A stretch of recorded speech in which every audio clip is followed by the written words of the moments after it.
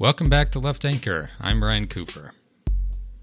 And I'm Alexei the Greek. And today we're very pleased to have comrade, fellow podcaster, grad student, brilliant man, writer, all kinds of wonderful things to say about our guest, Maximillian Alvarez. Welcome back to the pod, Max. Hey guys, thanks so much for having me back on. And we're here to talk to Max about a topic close to his heart. Max has a great podcast, the Working People podcast, and there's all kinds of issues regarding organizing, labor, the fight and struggle against neoliberalism, and one of those sites of struggle is the university. Very important site of struggle. And we're going to talk today about neoliberalism in higher education, both in terms of what we should hope for and what higher education could and should be, right, as lefties, as socialists, but then what the current state of affairs is today, what it has been historically, and how neoliberalism has corrupted it and done harm to the workers, the students, all involved, such that as a site of public good and emancipation potentially, it is becoming more and more corrosive and deleterious to our polis. So I'm going to kick it off by just asking Max to talk a bit about how personally and theoretically you have come to be confronted by this problem and how it's made you think through kind of what it poses as a danger to us today. Yeah, no, I mean it's I really don't think that I could talk about it without that kind of personal element, to be honest, because I did my undergrad along with my brother Zach. We both went to the University of Chicago. And, I think that they're, coming from Southern California, like entering this kind of ivy-covered, kind of throwback to the kind of mythological days of the university. Like, I don't think we really kind of knew how to kind of pick up the nuances or dig under the surface of what we were seeing and experiencing. I think we were still just taking everything at face value and just trying to learn as much as we could. But then, I graduated from UChicago in 2009. So not a great time to kind of be spat out into the real world. And, then I went and got a master's in England. I'd done a year abroad at the University of Bristol, and had made a lot of friends there in the faculty and outside of it. And so I went back there, did a master's, and then when I finished that, I came home, and I mean, everything back home was falling apart, right? And I've written about this, and I've talked about it on, Working People a lot. Like the very first episode that I ever did was with my dad, Jesus Alvarez, and, we talked about his working life, but also, the experience of our family losing everything in the recession, right? Including the house that I grew up in, right? And my dad kind of, my mom, my dad, and all of us, right? But especially my dad as a Mexican immigrant, having grown up dirt poor in Mexico, and then kind of being separated from his siblings and growing up in foster care in the United States, right? I could just see kind of how much it was weighing on him, and how much he was punishing himself, because of this notion in his head that he had, had and lost this kind of infinite thing of the American dream, and that it was all gone. And he describes that on the first episode. And, but while all this was happening, right, the kind of rose-colored glasses, about what my education meant for me and my family were ripped off very quickly, right? I come home to Southern California, where the market has just crashed, especially the real estate market, which both of my folks, their careers were tied up in the real estate market. We just had nothing. We were scrambling to scrap together any money that we could. And, you know, it may not come as a surprise to anyone that at that moment, 2 degrees in Russian literature didn't really mean shit when I was trying to find a job, right? So, like, you know, I wanted to kind of move back and kind of find my feet, and I thought I could get a job, help out a bit back home, and kind of figure out what the next step was. And, you know, just months and months after that point, and me just kind of applying to any and every job that I could find, and ending up with nothing. And, you know, the whole time I was taking, you know, stuff off my resumes. I was getting rid of the masters, and I even started getting rid of the degree from U Chicago. And I was like, look, I'm a warm body who can do work. Like, just give me something. And I mean, like, I'd worked shitty jobs, you know, since I was 16. It wasn't a problem. I was like, I just need to eat, right? But you know, we were all in this kind of situation. I say we, you know, as like, you know, the population in general. We were all foundering to find some way to kind of get back on track, or to find some sort of sense of stability in a world that had been forever changed by the financial crash. And you know, it was in that time that, you know, when food was really on the line, you know, the only way that I could get a paycheck was to show up to these, you know, kind of blue collar temp agencies in Southern California at like 3:30 in the morning.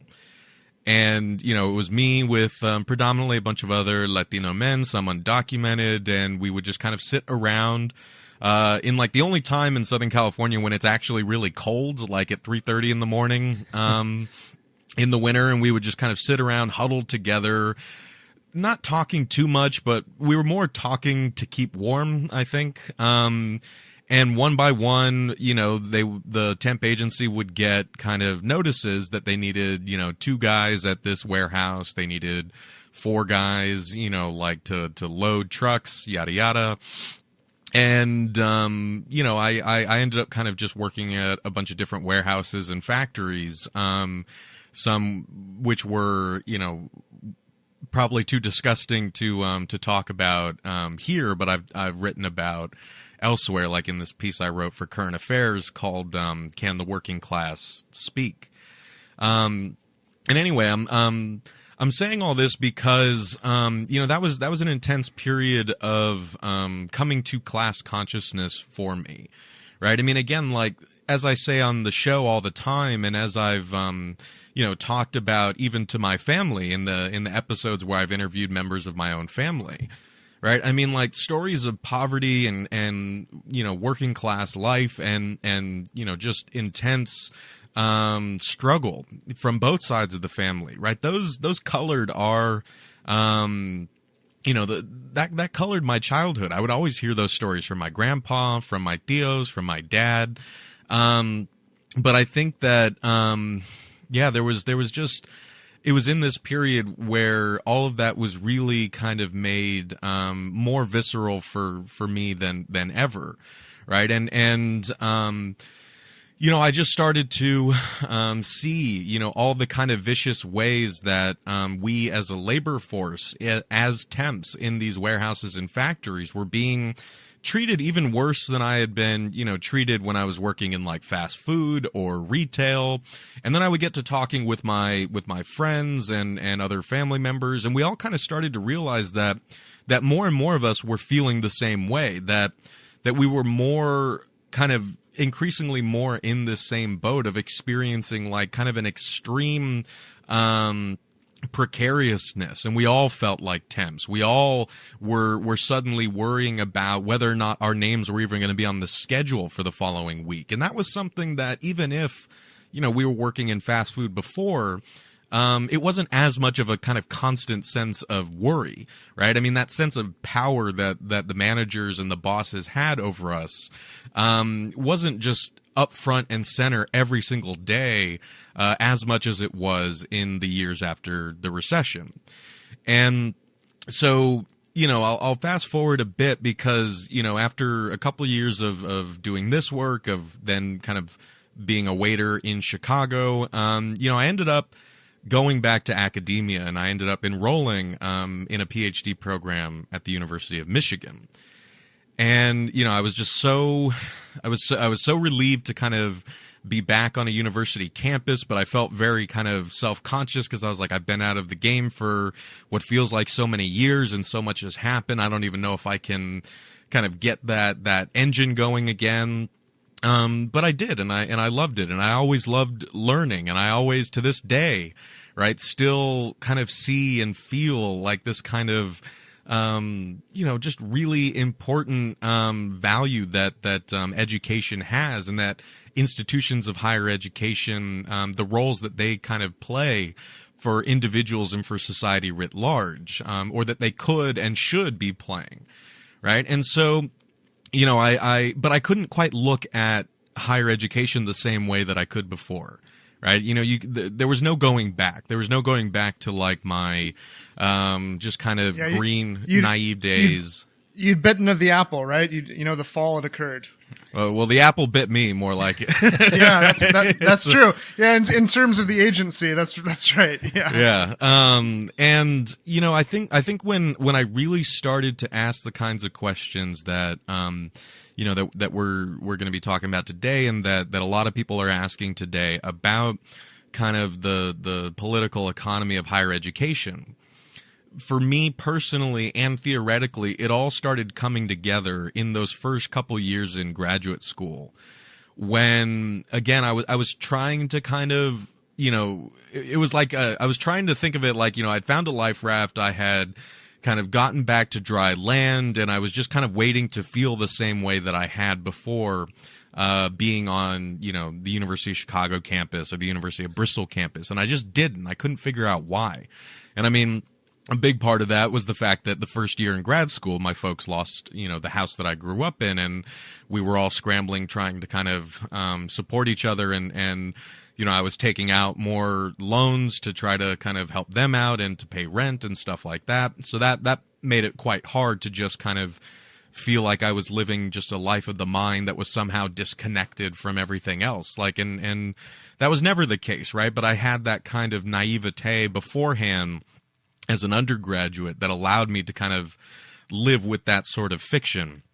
And anyway, so like along with all of that, what really started to kind of seep into, my bones, right, were just these little kind of droplets of rhetoric and kind of managerial tone and style and bureaucratic kind of bullshit that really, when I was trying to figure out, like, what does this remind me of? Like, when this professor is telling me, that I should be grateful to be here, and that there are hundreds of people who apply every year who are just dying to get in, and that I shouldn't complain about the long hours or the low pay. Like, what does that remind me of? And I was like, this reminds me of being back on the warehouse floor, right? Because that's exactly what the managers would say there. Right? I mean, they would tell us every day, because again, the vast majority of us were temps, right? The vast majority of us, aside from like an evergreen crew that maybe made up like 15%, which I guess in that case you could call the tenured faculty of the warehouses and the factories. The rest of us, we would show up each day. They would drain as much productivity out of us as they possibly could, right? We would skip our breaks. We would be sweltering in this fucking, hot box in Southern California for, 12, 13-hour shifts. We would generally go from 5 a.m. to 5 p.m., sometimes till 6 or 7. And, at the end of each day, when we were all dripping in sweat, they would line us up on the hard concrete floor of the warehouse, and the managers would walk down and they would point to which one of us they wanted to come back the next day. And the rest would just kind of be like, your check will be in the mail. Thanks for coming. Goodbye. Right. And so that, again, that constant kind of, that ever-present sense of precariousness, and that ever-present sense that kind of the blade was always hovering over your neck. Right. I mean, that was performed in so many different ways, even when it was masked, like with the kind of, this sort of kind of bullshit benevolence from upper management. And that's what I started to see in kind of university administrators and tenured faculty, was that obviously the type of labor was completely different. The working conditions were very different, but the managerial kind of ideology was very much the same. And so I needed to figure out why that was. And I kind of went down the rabbit hole of finding out just how deep this actually goes. Right. That's so interesting because there is necessarily this most material parallel between the precarity of just everyday laborers and the kind of labor markets that apply to so many different industries and jobs, as well as you've written about, the current higher education reality is that 70% of faculty are contingent, more than 70%, greater than, and then there is the precarity of the grad students, the precarity of the students themselves and their futures, coupled with this hegemonic ideology, as you point out so evocatively in that story, of you should be grateful for the benevolence that you have an opportunity to be even picked for the day for this job, or to be picked by this institution, or to even have your meager adjunct position, right? That there is this cruel kind of shadow, or flip side to the precariousness and anxiety and lie that is being lived of the dream of meritocracy, as against the benevolence of those who have all the power and all the ability to tell us that are precarious that if we are failing, it's our fault, and we should just be grateful for any opportunity they deign to give us, right? Right. And I mean, this is again where, as I've been, doing the show Working People, where, I just talk to workers from around the country about their lives and jobs and their dreams and struggles, right? I mean, we inevitably talk to, folks who, have seen these kinds of changes that, we kind of corralled under the umbrella of neoliberalism, right, over the past 50 years, right? They have seen that change. And, it ends up one of the things that ends up really kind of shining through is exactly what you were just saying, Alexius. Like, you have this kind of, I don't know, because I mean, like, you don't want to fall into, as my buddy David Parsons would say, this nostalgia trap, right, of pretending that that things were always rosy, and so I don't mean to do that, but like in talking to these workers, right, there is this kind of sense that that there were certain bargains that were struck around the mid-century, like around, even kind of eking into the, late 60s and early 70s, right? These deals that were part of this larger process of neoliberalization that kind of inevitably resulted in organized labor, right? Putting down their swords and putting down their dreams of greater collective worker ownership of factories and greater worker input in kind of the administration of commercial enterprise, and instead kind of settling for kind of regular wage increases and benefits and stuff like that. And then, like, the kind of follow-up to that process, because I mean, I guess to put, like, bring that down to eye level, like when I was talking to kind of GM plant workers in Ohio and Michigan, right? I mean, this is the story of the auto unions, right? I mean, like, this kind of, there was a very militant kind of period in these auto unions where they were taking over factories, where they were occupying those factories, where they were threatening to shut down production, and did shut down production for months, and they had managers over a barrel in a lot of ways, but through a confluence of historical factors, whether that be the Cold War and kind of unions purging leftists from their ranks, or just management kind of outflanking kind of union representatives and kind of not budging on issues of greater worker ownership, yada yada yada. If you want to know more about that, just listen to the show, I guess. People should listen to your show anyway, but yes, also for that specifically.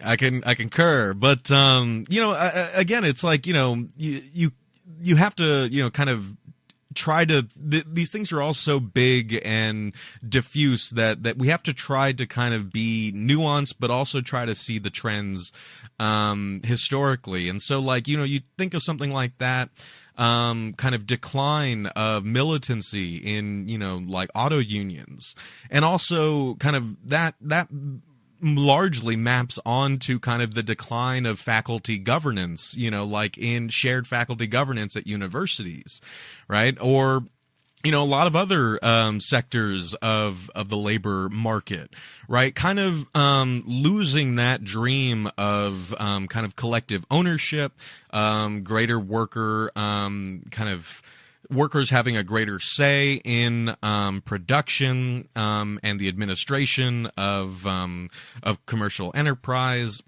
and instead settling for kind of this this fantasy of a middle class, comfortable life that could be lived as and that could be kind of a refuge for people who worked hard, even if like corporations and the ruling class continued to reap the majority of the profits. And so that slide never stopped, I guess, right, is kind of the point that I'm trying to make here, because we go from that sort of dream to then settling for kind of regular wage increases and benefits, to then giving up on that dream, to just begging to keep our jobs, right? And that is kind of the situation where we are now, right? We are at this kind of I don't want to say end stage, because things can always get worse, but we are at that point now where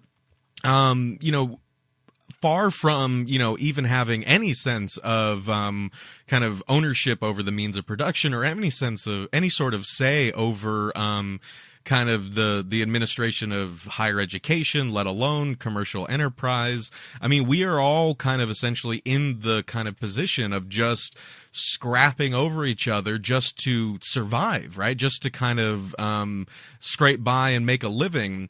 And what I've noticed in tandem with that, to tie it back to what we were talking about, is that you end up getting a lot of these other kind of shadow benefits, right? And those shadow benefits are what we were just talking about. Like, you are lucky to be here. You're not going to get paid better for it. That doesn't mean anything kind of material. It just means that you personally should be more satisfied that you have some place to go to work when there are people who don't, right? And so, like, that's kind of the situation that we've ended up at.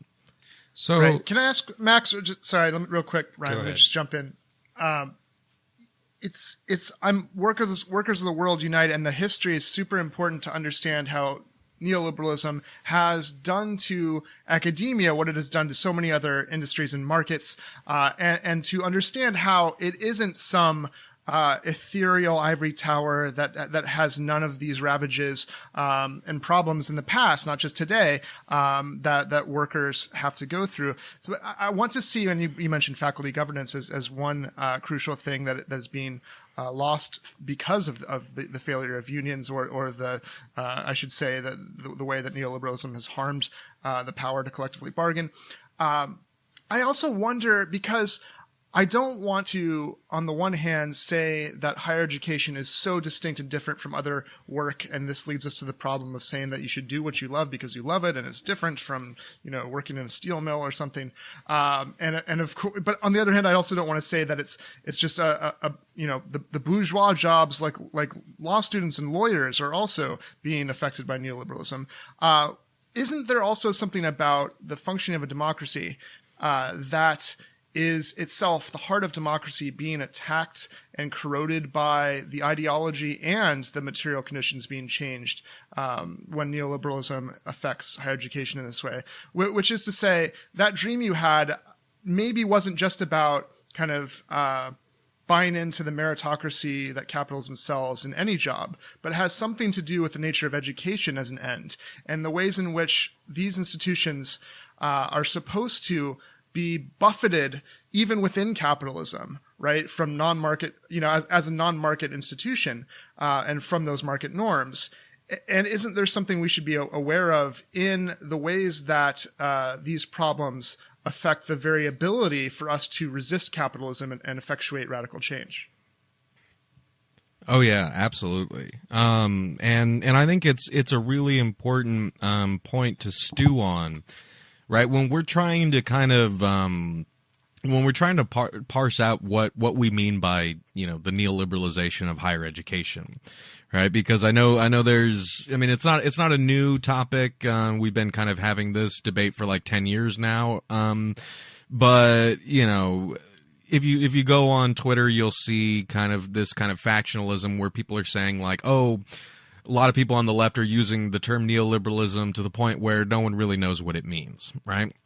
And so, you know, it is important to not just kind of cry neoliberalism every 2 seconds and let that kind of term, that real historical material kind of shift lose kind of its meaning in terms of what we're talking about here. And I think that, you know, like when I think of like, you know, neoliberalism in its kind of infiltration and takeover of higher education, right? I mean, I guess I tend to think of it as like it's kind of being broken up into three general parts. And again, these are quite general, but it's all for the hope of like trying to give some definition to what we're talking about when we say that like universities have changed, right? They were something different when, you know, in the post-war boom. They were something different before the post-war boom, right? Universities are different in every kind of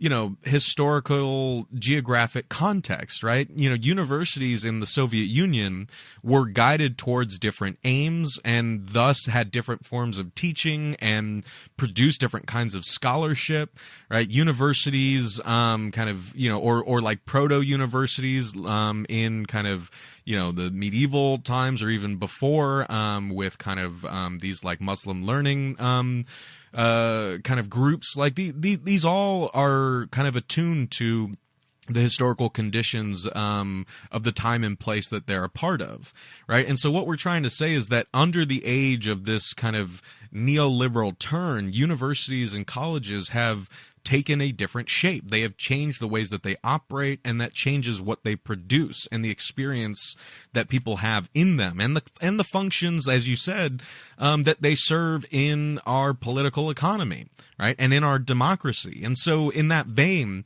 you know, I tend to think of like neoliberalism, kind of first in this kind of broader sense that, you know, like obviously colleges and universities always need money to stay afloat. That wasn't kind of different before this neoliberal turn, but you know, these colleges and universities got a lot more of that money from the state, right? From their individual states, but also from the federal government through kind of you know, kind of subsidized plans like the GI Bill, right? That essentially made, I mean, granted, it excluded a lot of people, but for kind of a lot of others, predominantly white people, you know, it made it much more possible for kind of working class people to go and get a college education for next to nothing, right? And so again, colleges and universities always need money. That's not different.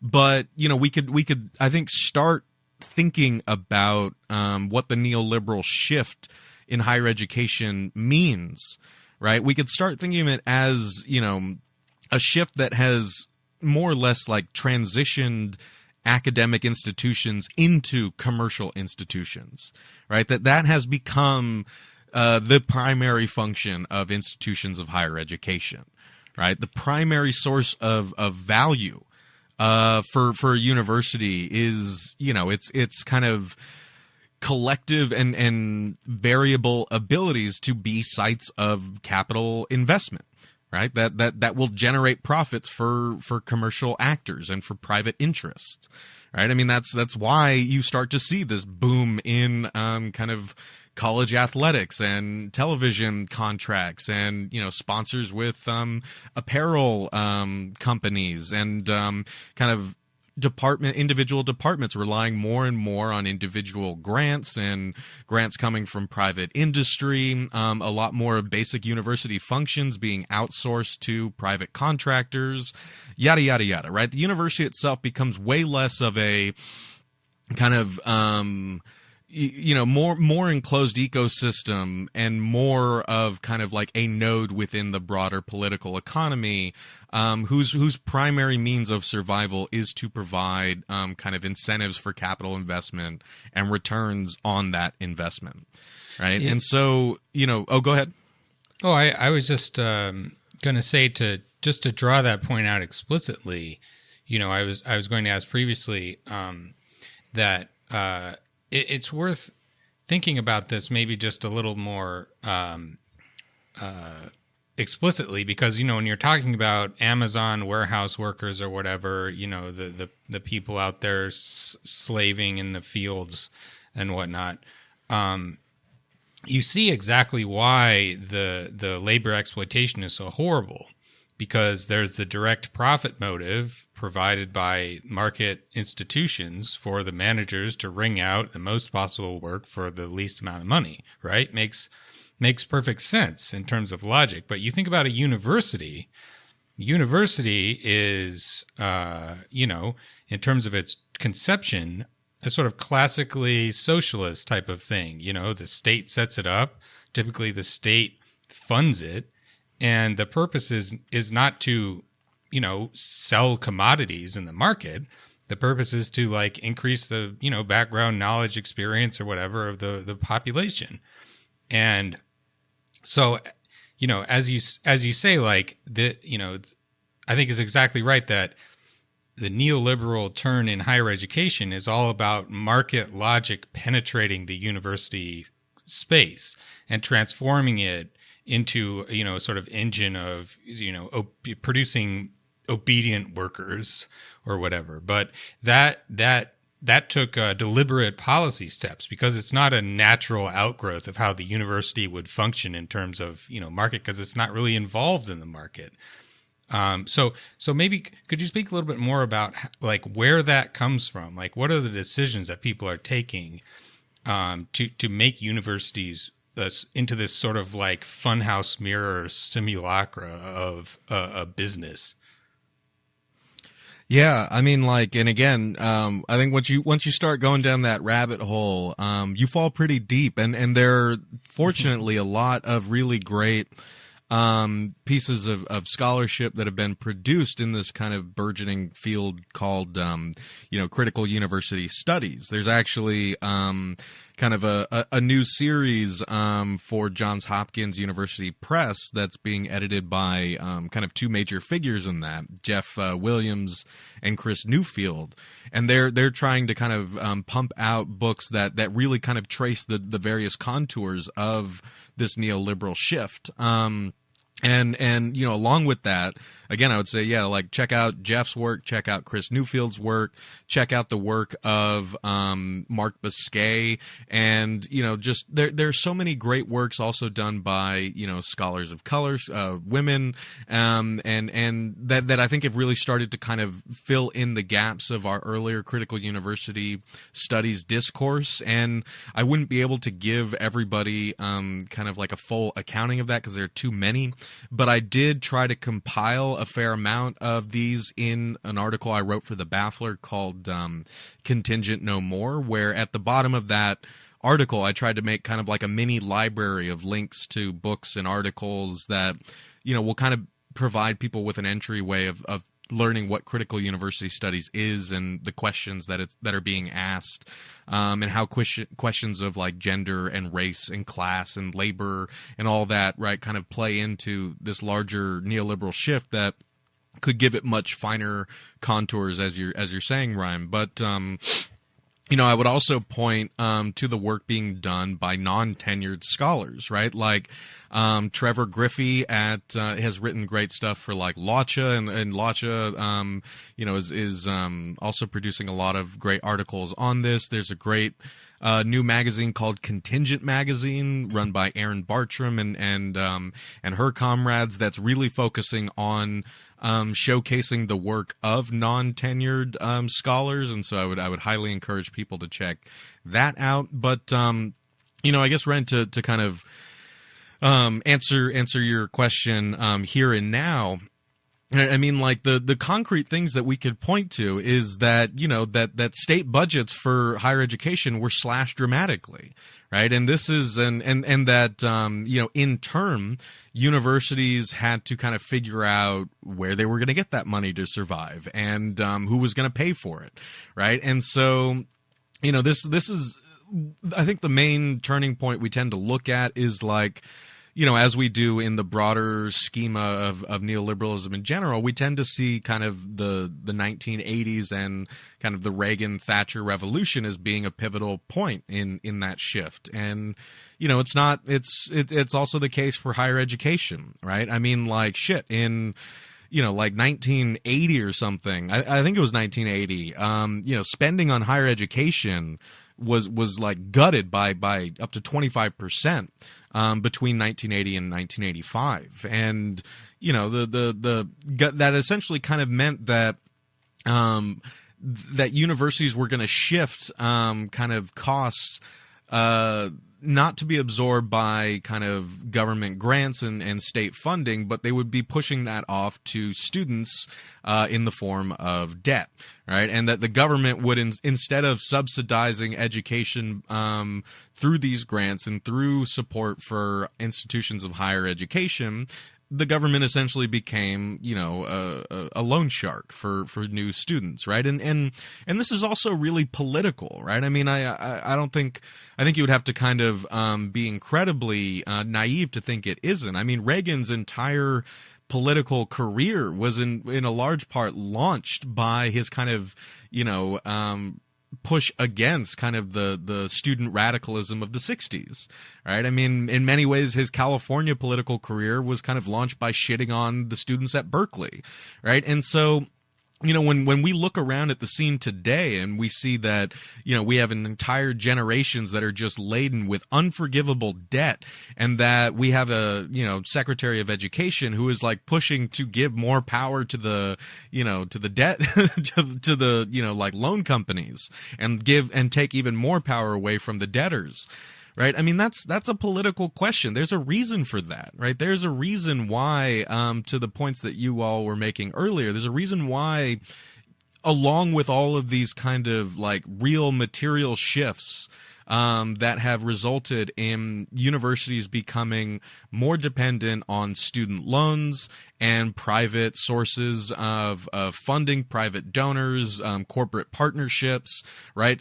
All of that is these universities scrambling to kind of, you know, make up for the loss in public funding that they used to get, right? And then along with that, right, there are these other kinds of shifts that have happened where, you know, to Ryan, to your point, that you know, the labor relations in higher education have just been completely turned upside down, where, you know, since the 1970s we've gone from like tenured and tenure track faculty making up around 70% of the teaching force at universities, and non-tenured track people making up around 30%. That number is now flipped, as Alexios was saying. Like now, non-tenure track, you know, teaching is largely made up, around 70% of which by non-tenure track faculty, right? By adjuncts, by lecturers, part-time and full-time, by graduate students, right? And not by tenured faculty. And so, again, these are the material things, to Ryan's point, that have, when we say neoliberalism, this is kind of like what it looks like. Right. But also, it's not, the point that I'm trying to make is that it's not a coincidence that at the same time that all of this is happening, right, the kind of cultural air conditioning that makes this palatable for the population involves a kind of endless war on universities and students and faculty themselves, right, on things like kind of political correctness, and on this kind of, you get this hyper focus on this archetype of, you know, college faculty being like, you know, these lazy arm patch wearing Marxists who, you know, don't have to work that hard, and I mean all these kind of fables and fantasies and all this kind of, you know, propaganda. As Jordan Peterson would say, the postmodern neo-Marxists apparently. Right, exactly. This I think we both were talking, or all three of us were talking about just this recent op-ed that was almost celebrating the the failure of universities so that you could shut down all humanities departments because those are the bastions of the politically correct, right? Of these kind of social justice warriors who need their trigger warnings in their safe spaces. And so this, because I'd like to get into even more of the ideological, like the superstructure that works with the structure, and how the reactionary forces take advantage of how capitalism destabilizes and corrodes the public goods to which we're working in order to then interact with basically assholes like this guy who want to take advantage of those kind of scarcity constraints in order to get rid, for ideological reasons, of thinking, really, and of actual concern for emancipatory politics or ideologies that support it. This is not that different from what Bolsonaro is doing in Brazil, right? Like,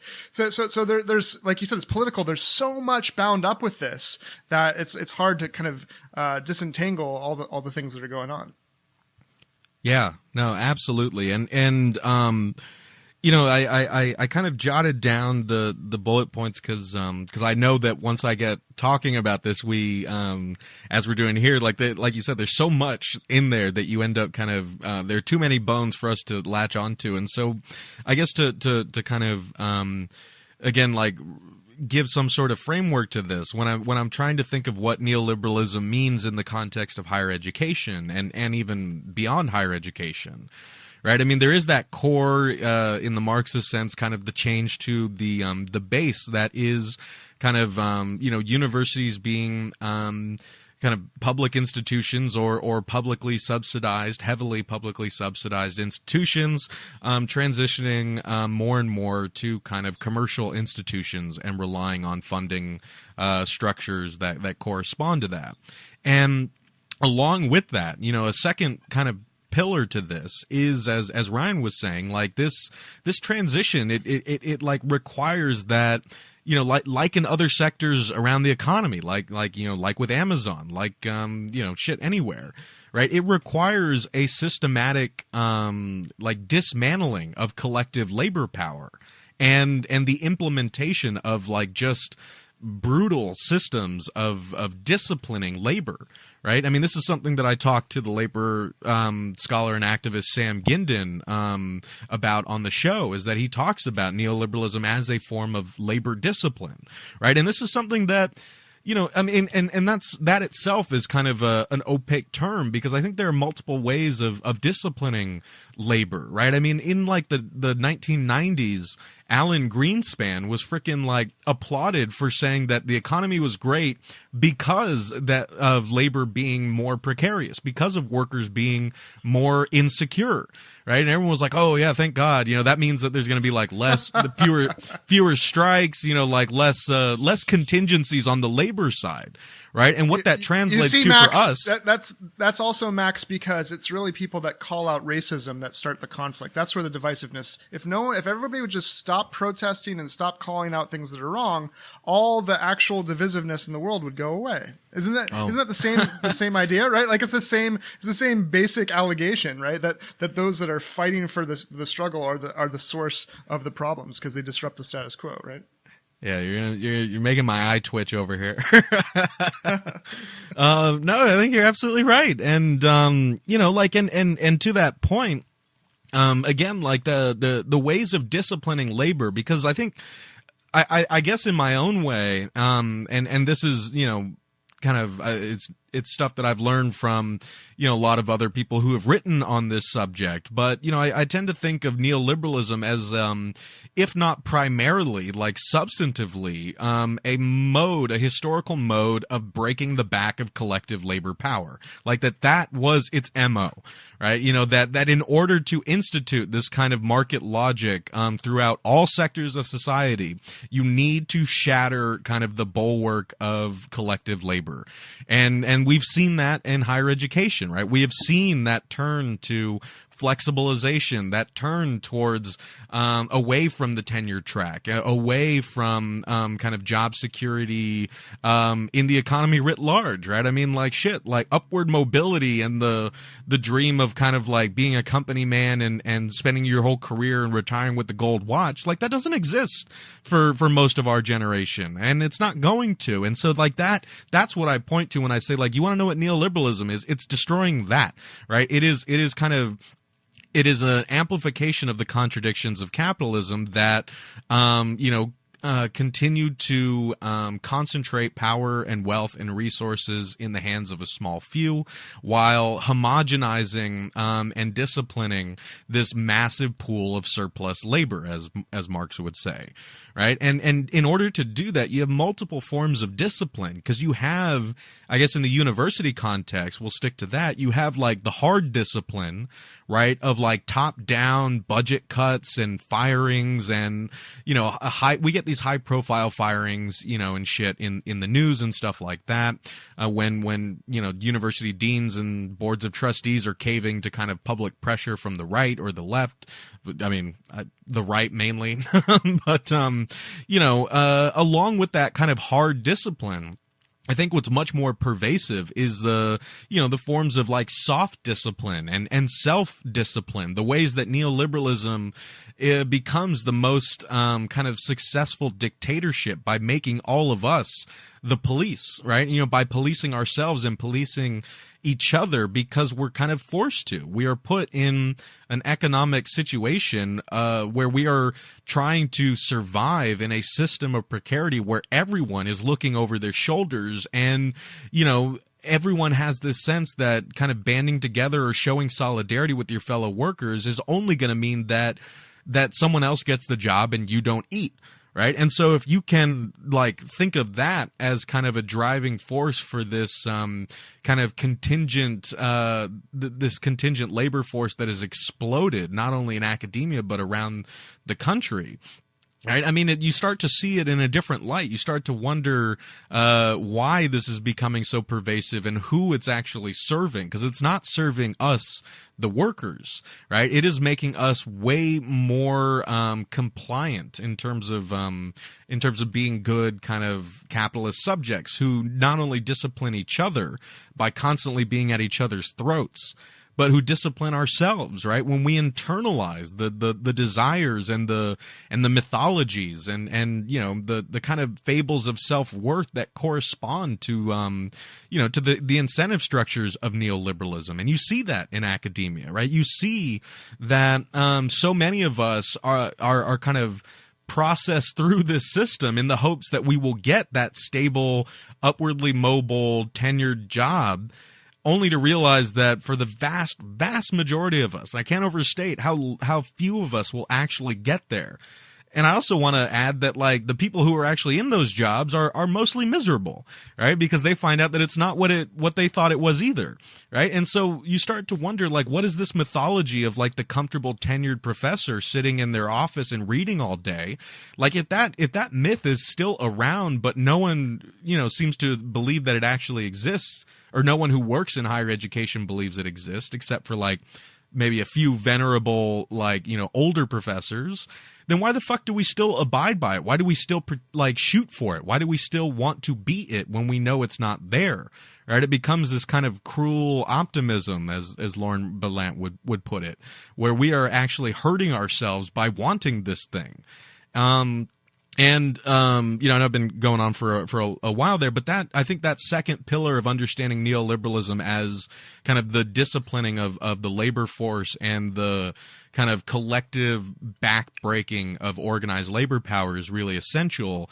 And then the third kind of pillar of understanding neoliberalism, to your point, Alexis, is kind of the destruction of education as a public good as such, right? The kind of total dismantling, not only of the infrastructure that makes higher education kind of a pathway to greater financial, socioeconomic, and even cultural capital, right? But that, also a dismantling of kind of the ideology of higher education as something that is good for democracy and that is good for working people in this economy, right? Instead, what we get is, just this kind of never-ending effort to convince the public that higher education is not a public good.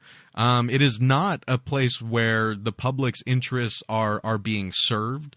And we just hammer away at these kinds of archetypes, again, of the politically correct, blue-haired, students who need to be disciplined by getting expelled or by getting punish them by making them pay even more student loans or making those loans unforgivable that they can't default on. Like, all these are forms of not only disciplining the people who work there, but also dismantling kind of the public sense. Yeah, and dismantling the public sense that that anyone should sympathize with them. Right. The caricature of these entitled students who need their safe spaces is such, because you write brilliantly about images and myths and what they do and how they shape our desires and how they influence us, participating in this hegemonic ideology. But the students I encounter, right? I don't know about you, but the students I encounter are the opposite of entitled and privileged and just wanting to cry and go to their safe spaces. These students fucking pay to print a page from the printer in the library. They're working all the time. They have too many courses. They pick their majors and minors based on whether they think and try to predict if the employers will pick them because of that. They're just constantly anxious. They're totally focused on grades, not because that's a marker of their ability to know anything, but because they think that will help them not have to worry about having a roof over their head, which is very understandable. But it's the opposite of the internal goods to which you would think an institution of higher learning would be about, right? And it cultivates all the wrong habits. And you talk about habitus and the ways in which these structures really shape what we can, how we act, what we can imagine. These poor students, I just want the classroom to be a space, even within capitalism, where they can take some time to think about who they are, where we should be going, find wonder, joy. Instead, I literally have students coming to me, should I major in this and then minor in Spanish because Spanish might help me get, it's all instrumentalized. And I just want to say, I don't know, do you like languages? Are you interested? Do you have any, because, and thankfully for me, I can make an argument to them that actually the things that they end up enjoying will help them get the grades they need that make them cultivate the skills that will impress employers. Because I always tack that on because they'll never fully buy into the whole, it's an end in itself. You should just, be in it for the learning. I get the actual existential reality that they're facing, right? But it's just such a travesty to me that everything is so instrumentalized besides the trauma that they go through. Of course, we're shaping the people that then will reinforce these kind of ideological forces that perpetuate everything against what socialism would want to envision and create, right? Yeah, so I have 2 points to kind of follow up on that, but I wanted to see if, I was curious to know kind of Ryan's thoughts on this impression that we've gotten of like what college students look like and what they're actually doing. Kind of how, Ryan, have you seen that change over the years? Well, I've been a student for a long time. I went to Reed College for undergrad. And that's about the most blue-haired, safe space sort of stereotype you could imagine. But no, not at all. I remember my freshman year, there was some controversy because there was a debate between one of the professors there and David Horowitz. And I forget the name of the professor, but he basically was just like, this guy's a clown, he's a fraud, and he's just absolute garbage, and it was like just very rude, and the guy was very offended. But I guess it seems like the this ideological attack on university education as such, I mean, the fraudulence of it could not be more obvious. You have like a handful of, maybe arguably somewhat controversial incidents where like students shout at Milo Yiannopoulos or something. There are like 3,400 institutions of higher education in this country, and there's like probably double digits tops instances of this happening in an entire year. Like the vast majority of colleges and universities have never experienced this in the last 5 years. And it just, the like back in the blogosphere days, we used to talk about the puke funnel, where you would go from right-wing blogs to Drudge to Fox News. And this seems like it's just a similar thing. Any of these little tiny controversies where students who maybe, slightly over their skis ideologically are a little more angry than they might in a perfect world be, rationally expected to be, gets just blown wildly out of proportion. And you see this column by like Roger Kimball's like, we just need to abolish humanities departments entirely. Just get rid of them. And from the same people, by the way, who are saying, oh yeah, Western civilization is under attack by the left. We need to defend the legacy of, Plato and Aristotle and Isaac Newton and, Saint Augustine and so on. And, the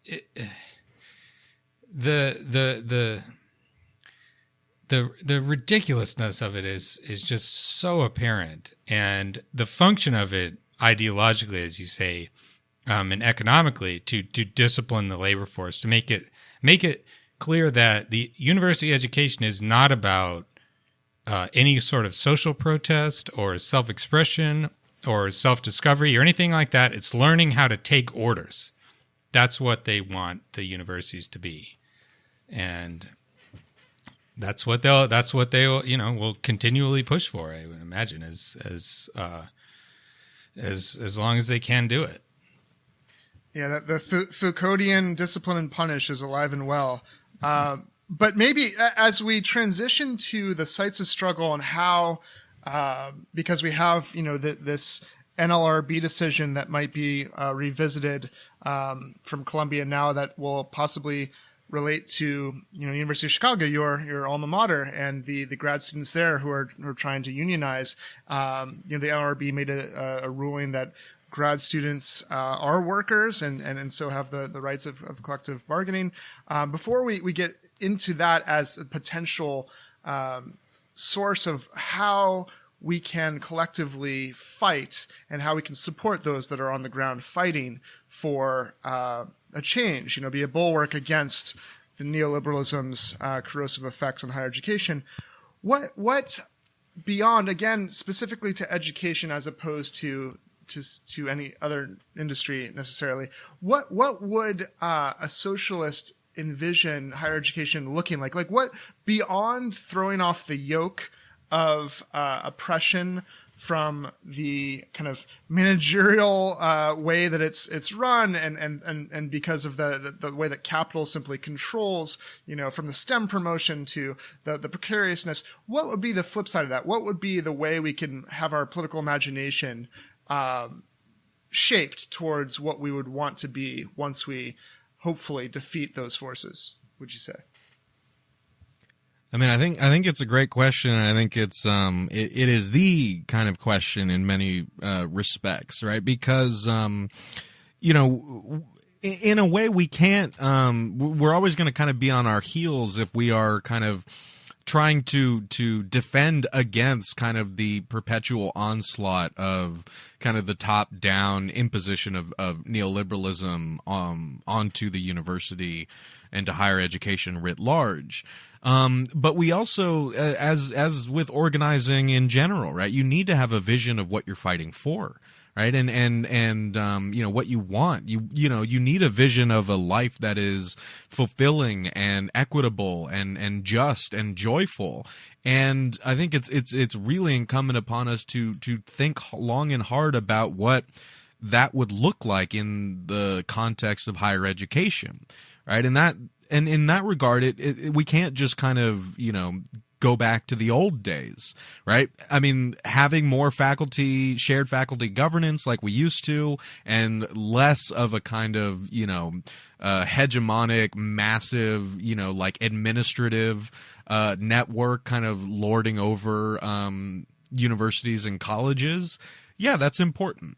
But also it's not the end all be all, you know, like of what we need to do, right? We need to kind of try to think about all the forms of scholarship that are not being produced because of, you know, all the shit that we've been talking about, because everyone is so worried about just keeping their jobs, or because, you know, on the student side, students aren't taking these sorts of classes that we want to teach because they're terrified that it will not lead to a career that will allow them to pay off their student loans, right? And you know, like, it's just so wasteful, right? This whole system is so wasteful of the potential that learning itself has, and that institutions of higher education can, you know, the roles that they can play in unlocking kind of the inherent kind of creativity and collaboration and future looking energies of our population, right? I mean, we're wasting all of that just to kind of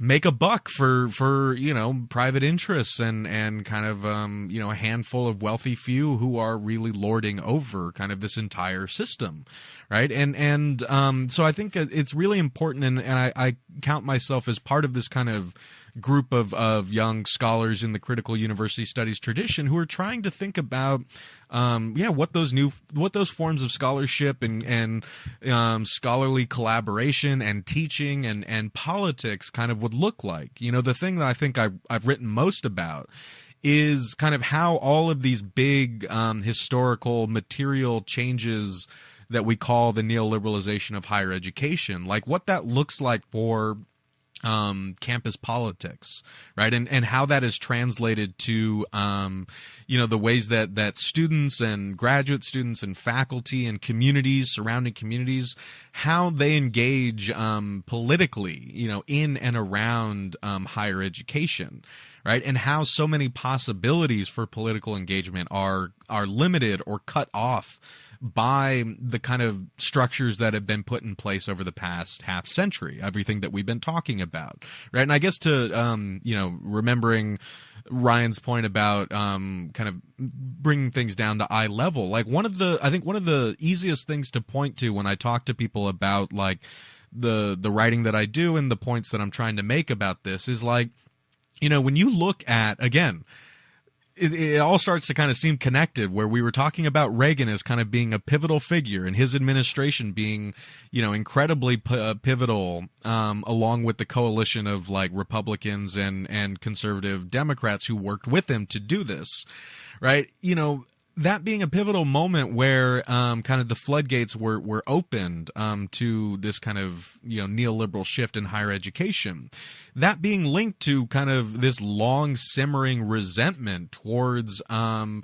of the student movements of the 60s and early 70s, right? It wasn't for nothing that students at Kent State were gunned down by, you know, state police forces, right? I mean, there was a real visceral hatred for the kind of political mobilizations that we were seeing on campuses, and that hasn't gone away, right? That's why it's so hard to fight against kind of the cultural air conditioning that we get every day from right-wing media, but also from like kind of the liberal managerial class. I mean, you know, Governor Jerry Brown in California bought into this, and he said that universities need to be like Chipotle, right? And where you just kind of take bits and bobs and put it in your burrito and yada yada. And Obama let's roast those liberals. We need to fucking roast the liberals here because they're so complicit in this shit. Oh my god. I mean. it's not necessarily the reactionary forces that are to blame for things like, I mean, I swear, I know faculty at other institutions who say they get amazing reviews, everything's going great, and they're asked, well, what did you do to innovate this year? You know, how did you change your course in an innovative way? And the professor's like, to what pedagogical end? No, an end in itself. Innovation's an end in itself. And the way they assess learning is just ridiculous, and everything, and the move towards adjuncts and online presupposes this kind of like, you know, fungibility of people, because they think of knowledge as simply like the same way they think of everything as just something that can be mechanized and that you can just like do interchangeable parts, and you hardly need the human beings at all, right? And so the liberals are totally complicit in this, I think, in so many ways. Yeah, I mean, I would say so. I would say that, you know, anyone who has bought into this this notion that higher education can serve, you know, the public good by operating on market logics, by you know, neoliberal logic, has had a hand in creating the kind of, you know, situation that we're living in today, where just an entire generation is just crushed by debt, where the labor force in institutions of higher education is living so precariously, you know, not knowing if they're going to be hired in the next semester, getting paid shit wages, not to mention all of the kind of forms of scholarship and teaching and public engagement that we are losing because of all of that. I mean, it's a really dire situation, and you know, again, like to go to your point about the sites of political struggle, it's also a situation that has, in many ways, been trying to self-correct for the vulnerabilities that higher education had before the neoliberal era. And what I mean by that is that part of the neoliberalization of higher education is to for like the institution of higher education itself to learn where it was vulnerable to kind of political struggle and pressure in the decades before that, right? And so, these administrators, these politicians, these media pundits, they learned from the 60s. They learned where they were vulnerable to pressure, and they learned how to kind of cut us off at the pass. And the point that I was trying to make before, which I think also speaks to your point, Alexius, about the complicity of people on both sides of the aisle in having a hand in this, right? Whether that's in their support for defunding of higher education, or through kind of pushing more kind of power into the hands of debt holders, for student loans. This is a major form of, again, discipline and a way of kind of preventing a sort of political surge that could potentially kind of counteract the system that we have now, right? And the point I was trying to make before is that, when you look at a lot of the student radicals in the 60s and early 70s, and one point always kind of stuck out to me, right? It wasn't just like, the kind of what they were fighting for, or the kind of organizational structures that they developed in order to do that. It was kind of the base fact that so many of them felt that they could do this kind of organizing because they could take a semester off, right? Or they didn't have that kind of massive anvil of student debt just weighing over their head, right? That opened the door for political possibilities for a previous generation that ours just does not have, right? Students can't take a semester off to, just work a shitty job and then spend the rest of their time kind of politically organizing their campus community, because they're going to be freaking out about their loans. They're going to be freaking out about the student health care that they may have, right? There are so many, again, forms of discipline that we have kind of instituted from the top down that have kind of, foreclose the possibility of any sort of game-changing politics to happen on college campuses. Yeah. Yeah, we're probably about to close up here, I imagine. But before you go, do you want to say a little bit about the University of Chicago Grad Students Union and the possible upcoming court decision on grad student unions? Boy, do I, yeah.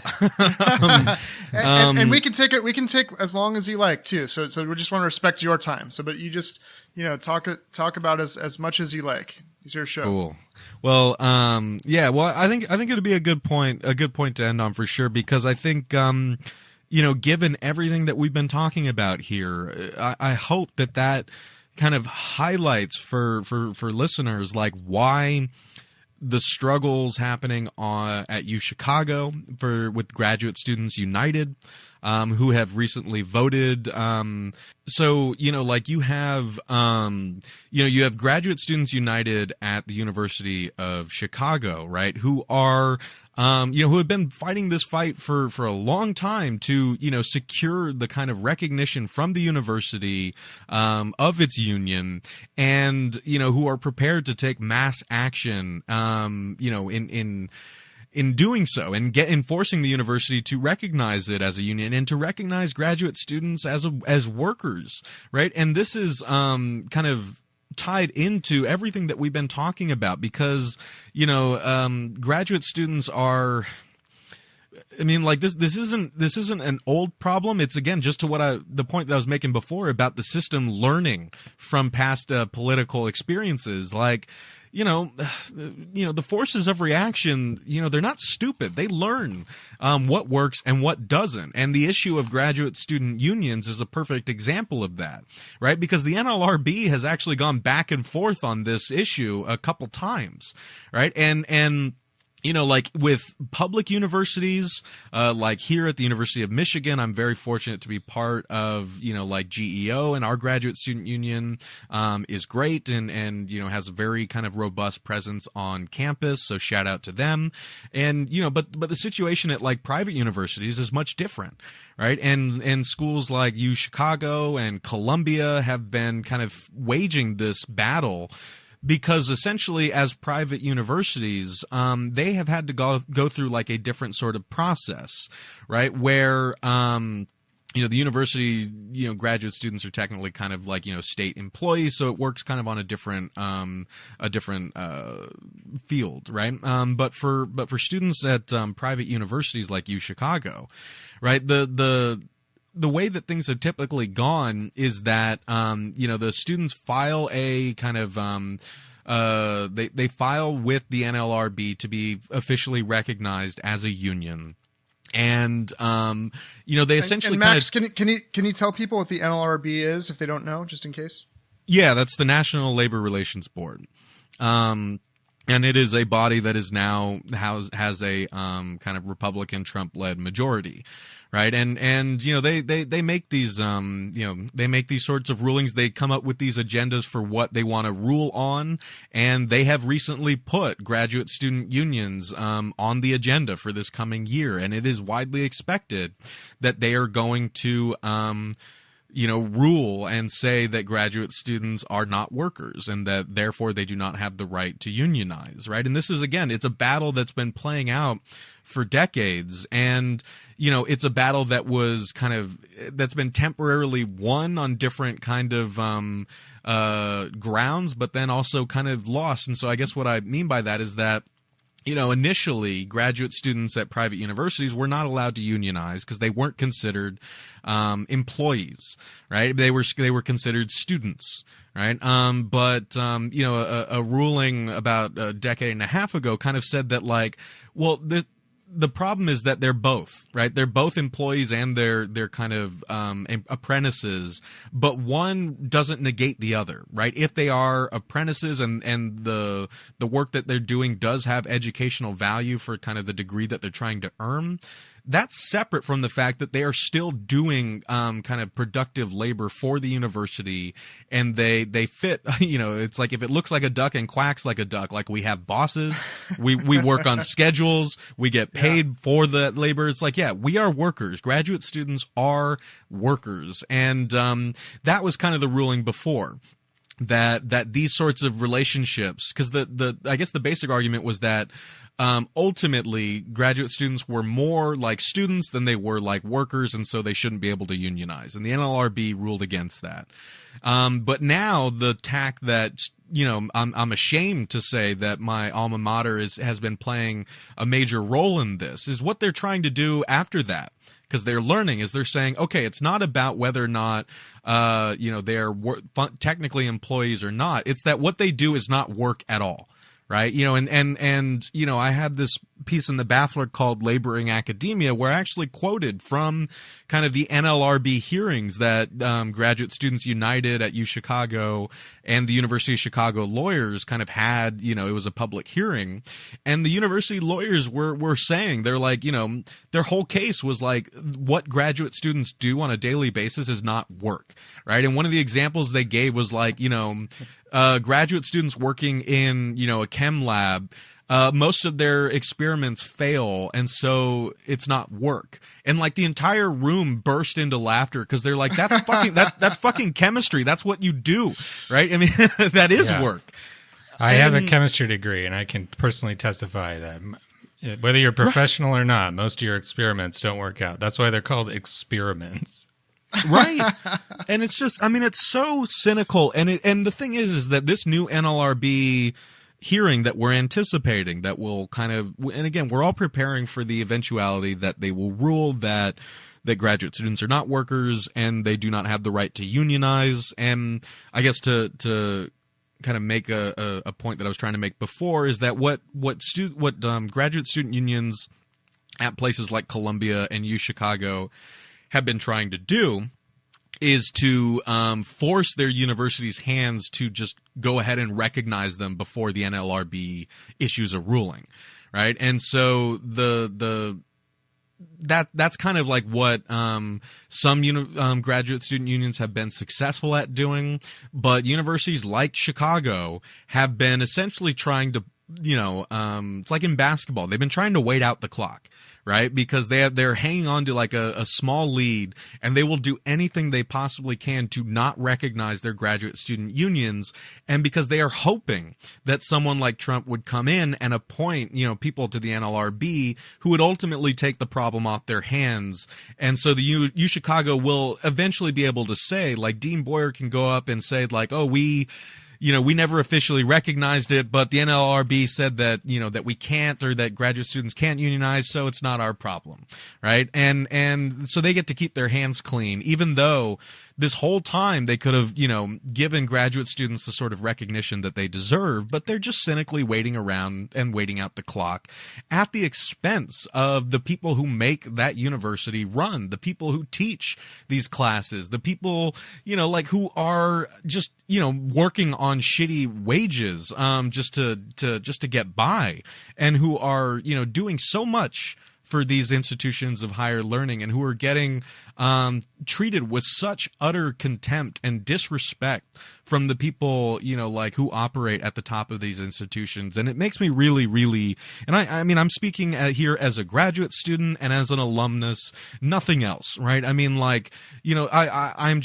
sickened of my alma mater. I express nothing but love and solidarity for graduate students united. And I think that, I wrote this in other pieces. It's like, these cynical arguments about why graduate students are not workers, or why the work that we do in grad school is not technically work, right? If you want to put that to the test, then withhold it, right? If you want to prove that it's work, let's see how the university will do without it, right? Again, I'm just kind of using like Dean Boyer's kind of talking points, to the same effect. I'm like, okay, if it's not grad student work, then you should be fine without it, shouldn't you? right? Yeah. And I mean, like, and they would be fucked without that. And so again, it all kind of comes down to what we were saying before, and you guys said so well, is that, you know, it's also cynical, and no one really believes it. It's ultimately, it's a form of discipline. It's a form of control and of gaining power over people. And that's really what it's about. Yeah, I think that's a good spot to end on. Maximillian Alvarez, thanks for coming on the show. Check out Working People Podcast at Working Pod on Twitter, and his many articles in the Baffler and Truth Out and other places. We'll link Current to some Affairs. of them. Yeah. Yeah. Thanks for coming on. Always a pleasure, my friend. Solidarity, Thanks so brother. much. Thanks so much for having me on, guys. Solidarity. Last but not least, we have a friendly reminder that we have a Patreon. You can support the show with $5 a month and get an extra episode every week. We really appreciate the support, and it helps us keep this going.